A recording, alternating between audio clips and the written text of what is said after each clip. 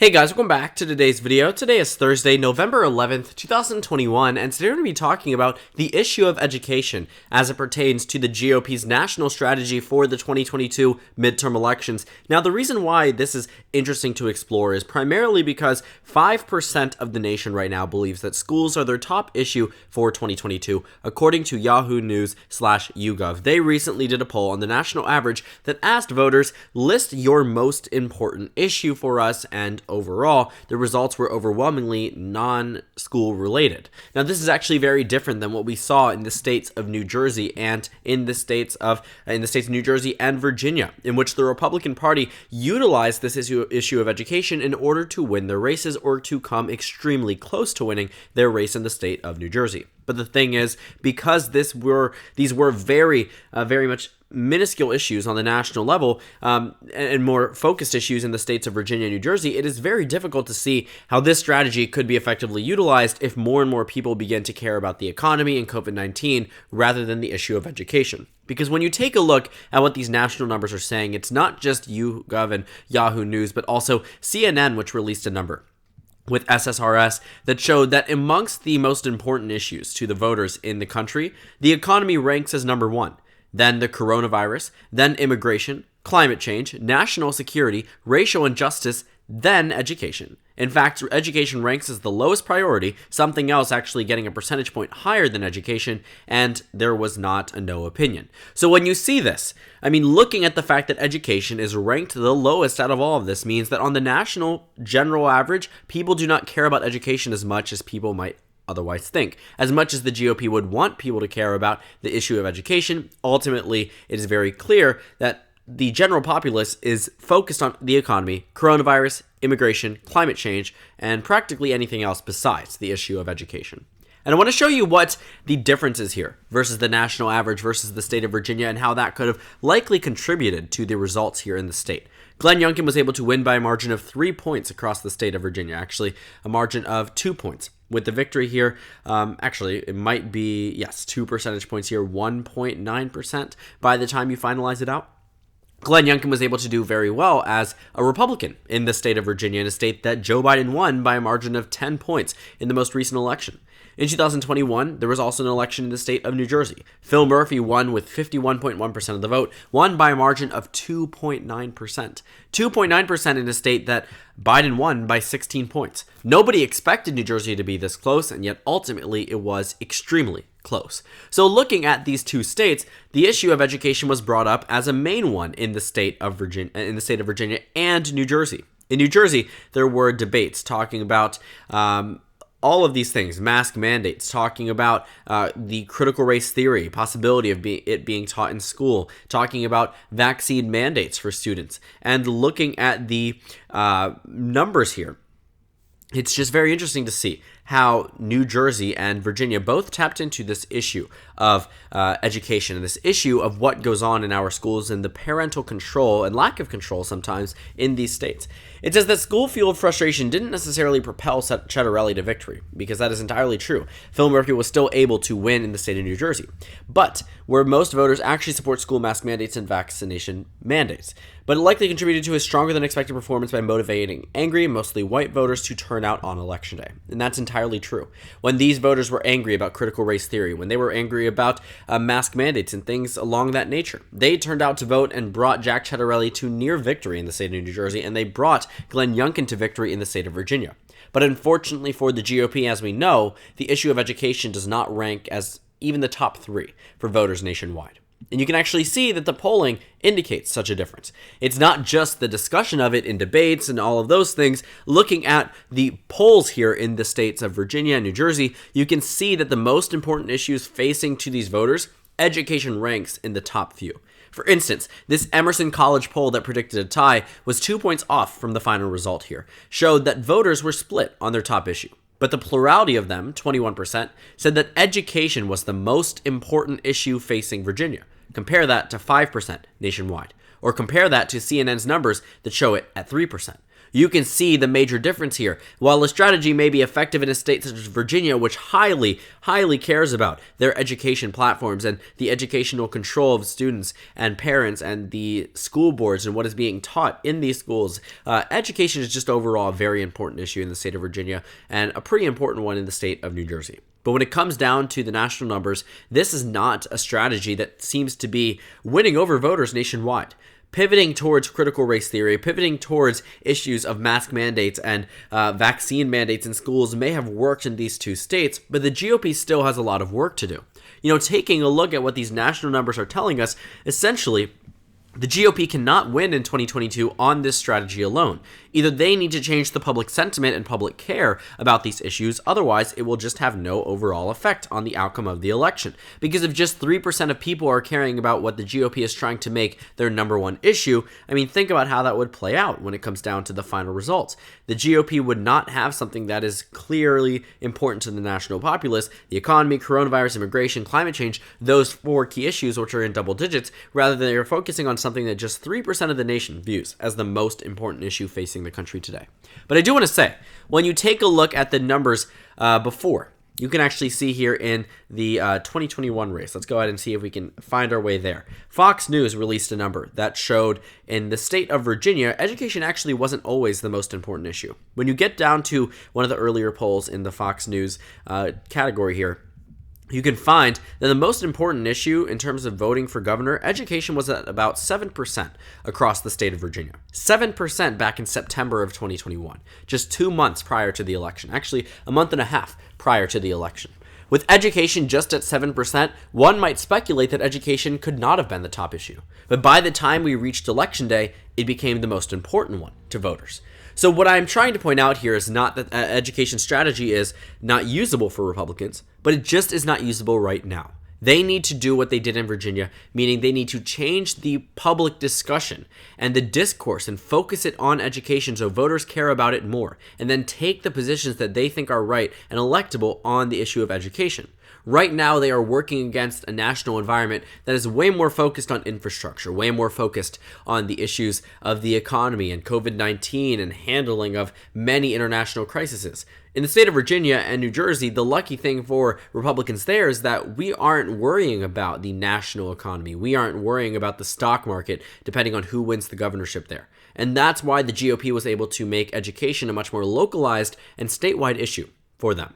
But in terms of the national numbers, in terms of what will matter to people in swing states where their vote for the Senate will directly impact the national composition, where their vote in the House will directly impact the national composition, this might benefit Republican gubernatorial candidates, but I think they are going to breach an issue when it comes down to nationalized races where people are going to realize that more important issues than education are going to be on the ballot.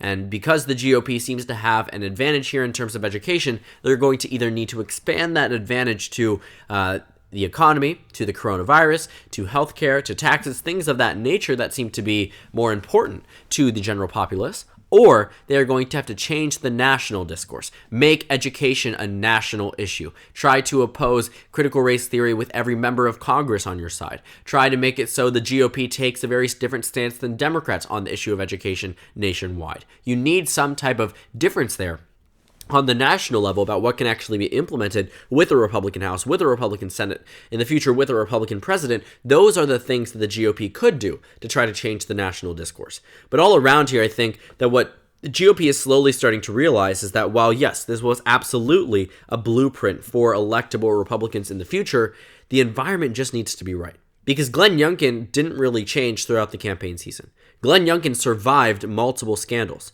Glenn Youngkin was the Republican that was the most electable one from the beginning, and the GOP knew that. He did not change the way he approached the election leading up to it. It wasn't some sudden spurred decision like we saw from Trump in 2016 where all of a sudden he became more presidential. Rather, this was just a constant vision of Glenn Youngkin, and the public response to education changed.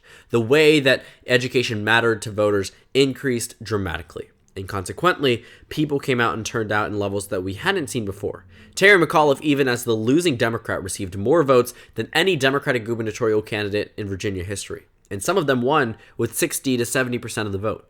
That means even by winning just 49% of the vote in the state of Virginia, he was able to do very well. And, of course, ultimately ended up losing. Glenn Youngkin did better, much better, especially for a Republican. Huge, huge thing for him. But I do want to say that, turnout was at an all-time high, and ultimately I think that people were just very enthusiastic to vote against the Democrats, primarily because of issues such as critical race theory, or issues such as parents having an impact on a child's education, choosing what's right, school choice. Things like this are the platforms that Glenn Youngkin was able to run on and win on because education was such an important issue. But he stuck with those issues throughout the entire time of the campaign season, and only later down the aisle did education become a more and more important issue to Virginia voters. So I do think that as we start to progress through the 2022 campaign season, the Republican Party will likely take the advantage when it comes down to education being a national issue.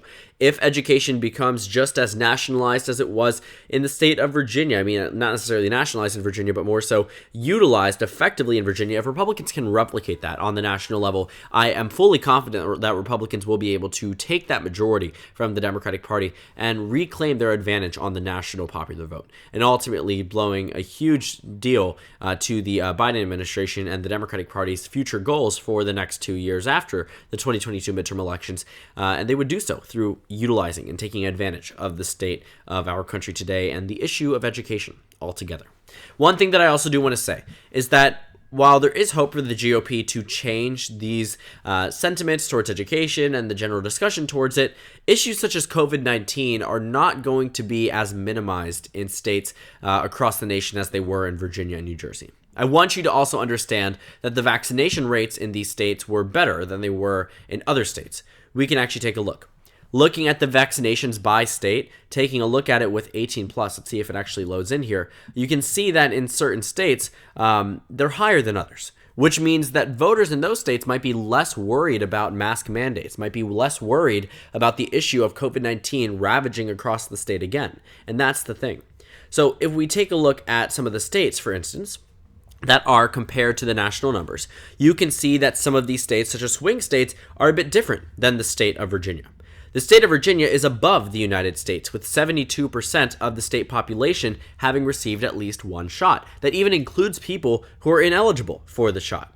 But for instance, in states such as Wisconsin and Michigan and Ohio, swing states, right? States such as Georgia and Texas and Arizona, swing states that could have competitive seats for 2022. Nevada, for instance. The issue of COVID-19, North Carolina, might be more important to them than it was in Virginia, than it was in New Jersey. Because for all purposes, New Jersey and Virginia could technically return to normal and have a pretty comfortable standing with COVID-19. But for many of these other states with much lower vaccination rates, for instance, New Jersey currently has a vaccination rate of nearly 20% more than the state of Ohio. You are looking at 14% more than Arizona, New Jersey versus Ohio versus Arizona. Looking at some of these differences here, they're pretty significant differences if you ask me. And I think that if people view COVID-19 as more of a threat, that benefits the Democratic Party by detracting from the idea that education should be the national average. In fact, the fact that Virginia and New Jersey have higher vaccination rates than the rest of the nation might also indicate why education could be replaced as a more important issue than COVID-19, according to Emerson polling. It could explain why in the state of New Jersey, which has a much higher rate nationwide for the first dose than the rest of the nation, why education also might be a very important issue in those states. So a lot of this goes down to what is currently relevant to voters, what is currently the most important issue, and of course the GOP could utilize education effectively as they did in Virginia, as they did in New Jersey.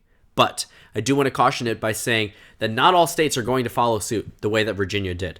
It is possible for them to change the discourse because the Republican Party did it relative to where it was back in September of 2021. In just a month and a half, they took education being at 7%, one of the least important issues to the voters in Virginia, to the most important one in a month and a half.